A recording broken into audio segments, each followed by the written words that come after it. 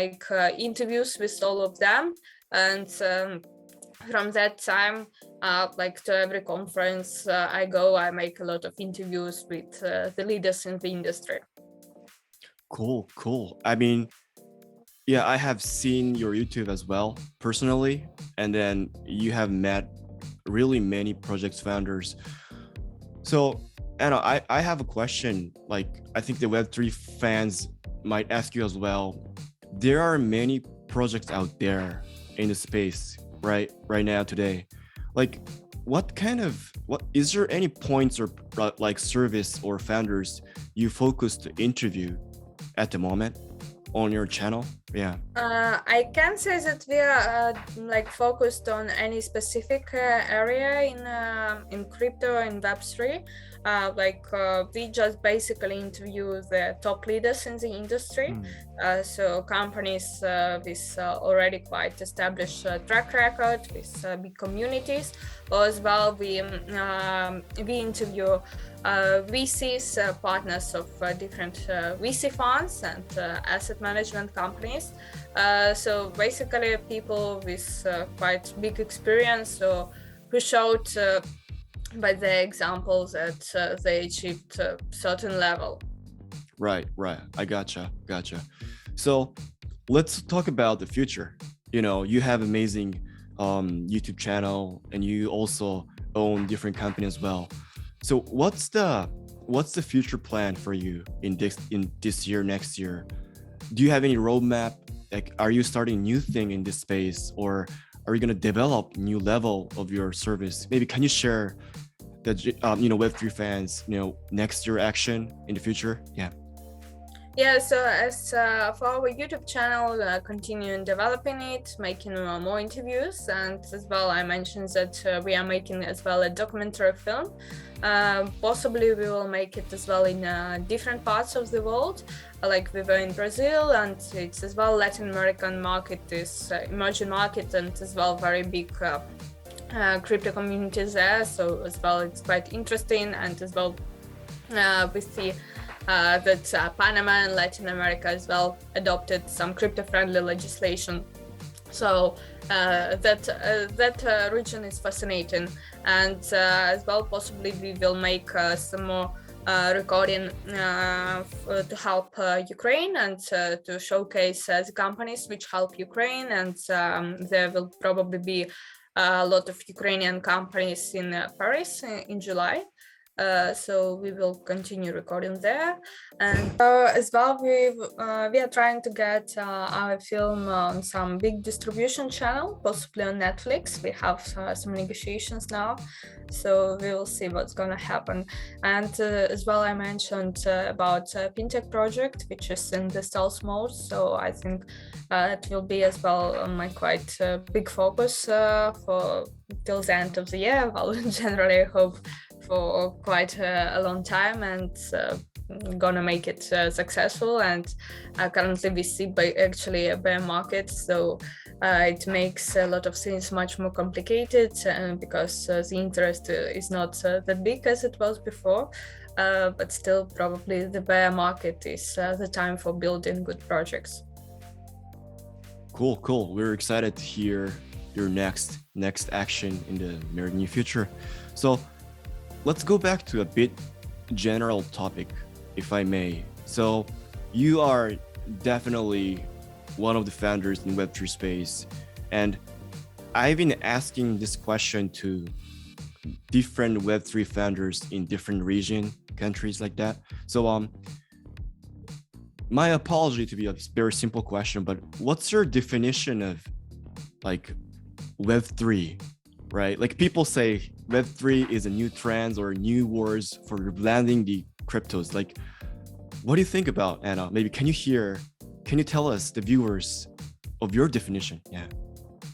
Yeah, so basically Web3 is probably a complex term, and it's the new form of the internet. So like we had first Web 1, read-onlys, and Web 2, read-write, and now we have Web 3, which empowers as well people, the users, to have the ownership of Web3 and have their own control. So we can describe Web3 as read, write, own. And it's a new form of the internet which is powered by new ways of payments and exchange, like cryptocurrencies.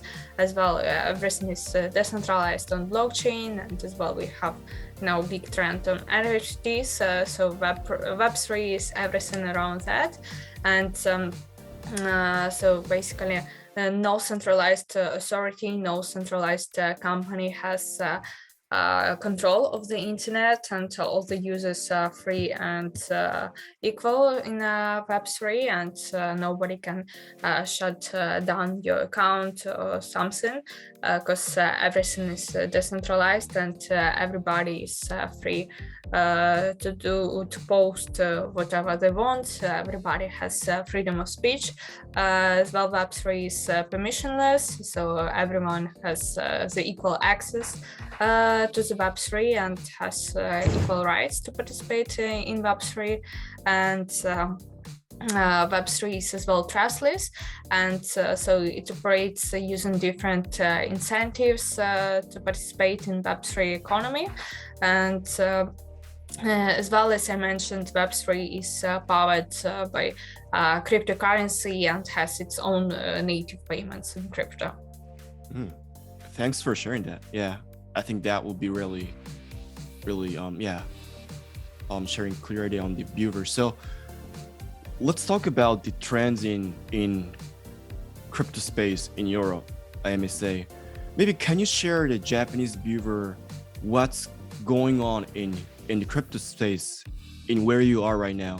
You have been traveling different events, different countries in the past years. Maybe can you share us the latest trends to the viewers? Yeah.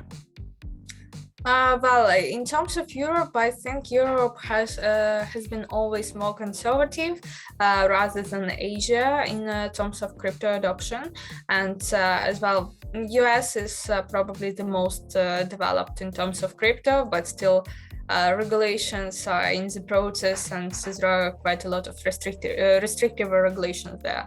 But it's as well for the purposes to protect consumers. And the most progressive country for me in Europe in terms of crypto is actually Ukraine, because Ukraine is recently legalized cryptocurrency and cryptocurrency businesses. It was in February, and actually that bill was in the process for a few years already. It was adopted first in September, approved by the parliament, but then the president returned the bill to parliament to elaborate and make some edits on the bill, and now finally it's adopted. So we see as well, like, Ukrainian government has its own crypto wallets to accept donations, and actually for a few years already we have been having a land registry on blockchain in Ukraine, and with the adoption of loan cryptocurrencies, it's basically crypto went out from the gray zone to regulated zone. So actually from the other side, maybe it's not such a good thing, because now people will have to pay taxes from crypto. But from the other side, crypto companies will be able to legally operate on Ukraine and to get crypto licenses in Ukraine too. We see that Portugal became as well quite a big crypto hub, first of all because of the tax situation, and there is zero tax on gains for the first 7 years, so it attracted quite a lot of crypto community, and a lot of people are relocated there currently. And just last year I was there for 3 weeks, and all 3 weeks were full of different conferences. Like almost all chains decided to organize their own conferences there. So there were conferences and hackathons by Ethereum, Cosmos, NIA protocol, and Solana. So it was quite active and productive time. As well, we see developments in some other countries too, like UK is probably one of the most advanced country in Europe in terms of fintech, and I was here in Amsterdam at Money 2020 conference, and here there was a panel on the new project New Era on its pilot for the next 2 years by a private consortium group, which works as well with some members of parliament on the development of central bank digital currencies, digital sterling for UK central bank. So as well, I talked about that, and as well I talked about some members of the parliament, and I saw that they as well quite friendly to crypto, and one lord told that he bought just 2 bitcoins on Binance. So it's quite interesting that legislators open to innovations, open to new scenes, and open to this new asset class. As well, in Europe, generally, MiCA regulation is being developed now, and as well, Germany and France are leading this way, and Germany as well became quite tax friendly to crypto. So now I need to check, but before there was that you need to hold Bitcoin or any other cryptocurrency for 10 years not to pay the taxes. But now it was changed that you need to hold digital assets for 1 year, and if you hold it for such time, you won't need to pay taxes. And as well, we have Switzerland and especially Zug have their own crypto valley, a lot of crypto companies there, like a lot of different foundations registered in Switzerland, like Ethereum Foundation is in Switzerland, as well Web3 Foundation, Polkadot in Switzerland too. But in this Switzerland, Germany, I see more the trend on asset management companies and big interest in tokenization of real world assets, especially real estate. And there are a lot of traditional guys there, so they're rather stuff like tokenization, asset management, and DeFi and gaming stuff.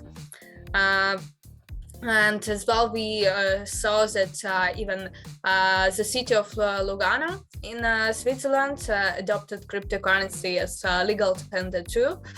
So they have as legal tender Bitcoin, USDT Tether, and as well LBG, like the special Swiss cryptocurrency for the city of Lugano.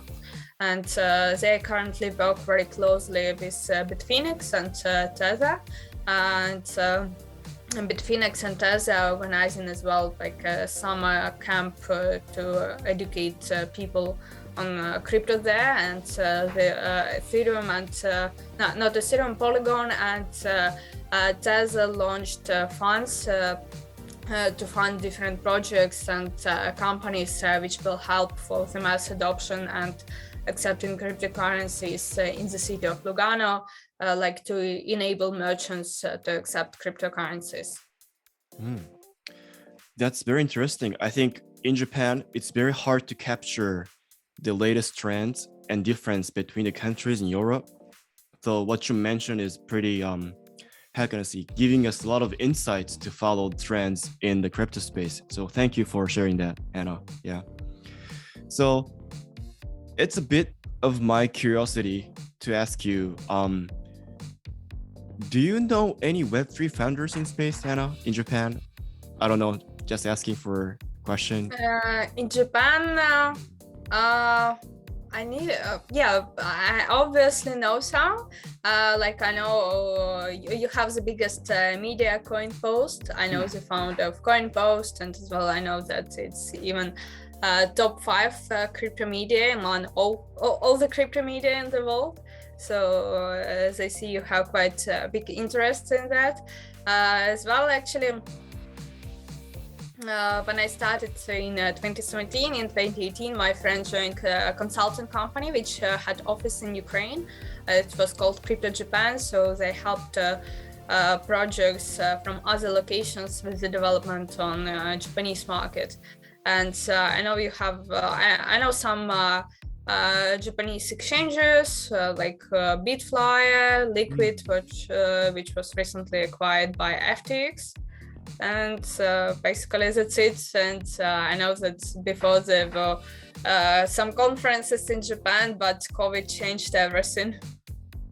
Thanks. Good. Glad to hear. Do you have any plan to visit Japan soon? Hopefully this year, next year? We do have some events. Yeah. Well, I usually go to countries and cities where conferences happening. So if there will be some big conferences, I will go there. Okay, we were waiting. Thanks. Okay. So I think, Anna, we are almost reaching time. It was really fast. So lastly, maybe can you leave some comments to those viewers in this channel? A lot of Japanese people, or maybe Asian, or maybe it doesn't matter at all. But maybe can you leave us like last comment from the founder, from you? Yeah. Well, probably the comment will be do always your own research, and I think cryptocurrencies is one of the best financial instruments, and it's crypto industry and crypto investments really changed my life, and for me it's the best investment. And as well, cryptocurrency is quite a vital community, and there are a lot of different founders, and everybody is quite open, and it gives quite a lot of inspiration. And I think the tech industry and crypto blockchain industry, it's probably the fastest growing industry, and you can everything changes very rapidly, and you can achieve in this industry quite a lot if you start your own project, and but it should be a project where you really see that there are some problems, and you can apply blockchain for it to solve these problems. Thank you for sharing that. Yeah, and for viewers, I'll make sure I'll put your YouTube channel, your Twitter account, and all that in the down below. So please follow Anna. She's actually catching up the latest trend in Europe and globally for the cryptos. Yeah. So Anna, thank you very much for your time. I'm sure you're a very busy person, but yeah, we're super happy to have you today. Yeah. Thank you. Thank you. And we'll talk to you soon, maybe in future. Yes, thank you.